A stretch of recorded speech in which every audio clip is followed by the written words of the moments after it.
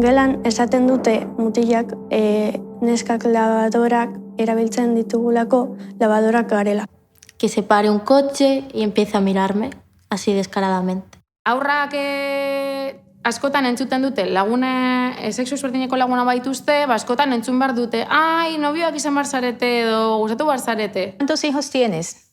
Dije 2. ¿Piensas tener más hijos? No. ¿Qué edades tienen los niños? Cuando dije que el menor tenía 2 años, me dijeron que no me podían coger en el puesto de trabajo. Un compañero, por ejemplo, me ha dicho, «Ala, estás en la cocina». Bueno, normal, ¿no? Es tu hogar. Zu ez etorri ze futbolari buruz berbetan gauta ez dakizu. Zuk zer dakizu, nik zer dakitzen futbolari buruz edo zer ez dakitzen. Esaldi guzti hauek gure egunerokotasunaren parte dira.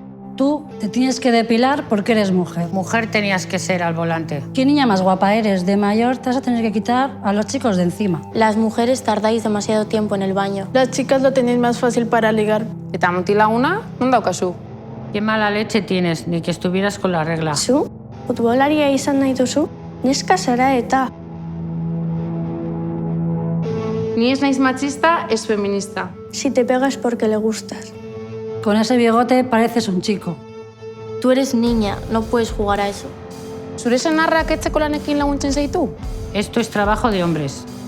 ¿Puedo hablar con tu jefe? Baina bakarrik joango zarete bidaian? Tiene 3 hijos en casa y ella está en el bar. Pegas como una chica. Maricón. Las mujeres no tenéis idea de coches. Histérica. Hija, ten cuidado cuando salga. A ver, date la vuelta. Loca. Era solo un piropo. Puta. Zuk ere entzun baduzu, ez begiratu beste aldera.